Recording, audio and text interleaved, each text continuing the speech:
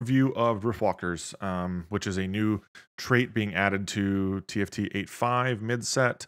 And this is going to be kind of an interesting one. I think, honestly, out of all of the new traits, Riftwalkers and Infiniteams are just like, they're really both good. But I think there's something nice about Riftwalker being like a pretty good flex, but also reroll, but also it's like really, really neat. I think it's a really cool setup. Long story short, there's 3 Riftwalkers: Pike, Vex, Jhin. Pike is Riftwalker Hacker, Vex is Riftwalker Mascot, and Jhin is Riftwalker Renegade. Now, what Riftwalkers do at 3 is you basically get a Zac onto the field. So it's kind of similar to set 8 Zac in the sense that it's basically the same setup of, a Zac when it does his ability, it heals, etc. You can't put items on him, and he does not spawn blobs upon death now. So basically the way it works is that he kind of is just like a full tank. Similar to, it was the Innovators of, I believe, set 6.5 that I played. Innovators, I want to say, similar to that. Basically, the higher the levels in terms of your 3 stars, etc., the more Zac will get traits of, more HP, etc. As well as whatever you're closest to, you'll gain that extra trait of the unit that's Riftwalker. So since Pike is a hacker, putting Zac next to Pike gives me Hacker 2. Since Vex is a mascot, putting Zac next to Vex gives me Mascot 2. Jhin, Renegade. And if you have a Riftwalker emblem, you can put the Zac next to whatever unit that has the emblem on it, and it will also gain the bottommost trait from how I understand it. So in this situation, since Blitzcrank is a brawler, you get a brawler emblem. So let's say we had Twisted Fate, right? We put that on Twisted Fate. We would then get Spellslinger, etc.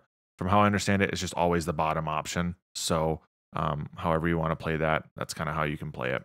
You can do Gnar and you can go Prankster, right?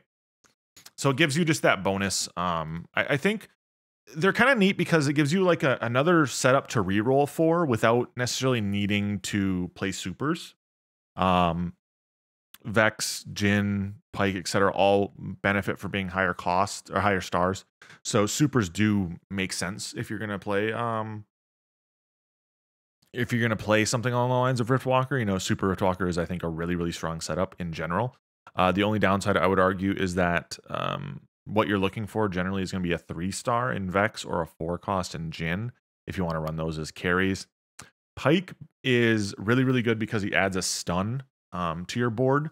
And so with the changes to Hacker and everything, like if you go early game and you just get a Pike with itemization for Hacker, and you can go and just murder backlines. It's really, really easy to kill people in the mid game and etc. with Pike. With it, you can also go like stupid vertical mascots because of this. Get 6 mascots a lot easier, which is always nice. Generally, Pike, I'm finding, is going to be some form of either heal or mana regeneration or something to get to the backline, deal damage quicker, etc., stun quicker. Vex is kind of your Zoe replacement, as I talked about in the main breakdown video. She kind of just does what Zoe did in the sense of like you kind of just do spread damage. The positive to Vex, though, in my opinion, is that Vex does a kind of like blast shot that passes through enemies and does a ton of damage in a concentrated line, rather than Zoe, where she would kind of get everyone low and no one would die. Vex, I feel like, kind of fixes that problem of just blowing everyone up right away. So I feel like that's pretty good. Vex is generally my default carry for if you want to run 3-star Riftwalker verticals. But if you're going to be playing something else, it's kind of rough at times to like necessarily play Pike reroll, I would argue. But generally, it's good to try to play Vex, in my opinion, as the carry. Jhin feels good. Jhin feels really good, but I would argue Jhin is much more of a renegade carry. In the sense that you play Oxforce Rens with Jhin as your AD and Viego as your AP, and play a dual carry setup instead of playing Riftwalker Jhin. Riftwalker Jhin does exist. It's just a little bit more weird to play. I think if you can get a Renegade Heart, I think that's when things become a little bit more interesting, intricate for something like that. If you get Renegade or Riftwalker emblem to go for Jin carry. Generally though, Vex is blue buff. Jin, you want Last Whisper. Last Whisper, I think, is just like a guaranteed want on Jin, just because you're gonna be kind of a slow shot, and I'll hover this again. You're a slow shooting speed, and your ability is the majority of your damage, similar to Jin in like 6-5. You want to try and just do as much with that one hit as you have possible. So Last Whisper, Ruinin, something of the sort to help you deal damage more spread out, etc., is good. And that's kind of that. I mean, I think Riftwalkers are a great reroll option if you're looking for something to play. Reroll here in the new mid set that's coming out here on the 22nd. This is what I kind of recommend for reroll players. You just do your normal supers with it. You don't get many traits outside of Mascot, and in all honesty, but you get a very strong composition late game. Very, very strong.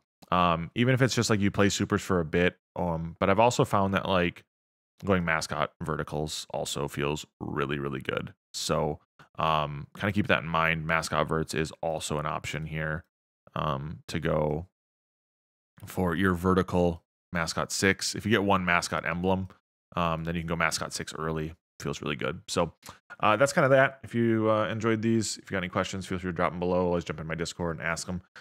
Jump in my chat and ask them when I'm streaming live on Twitch. Other than that, catch you guys in the next one. Peace.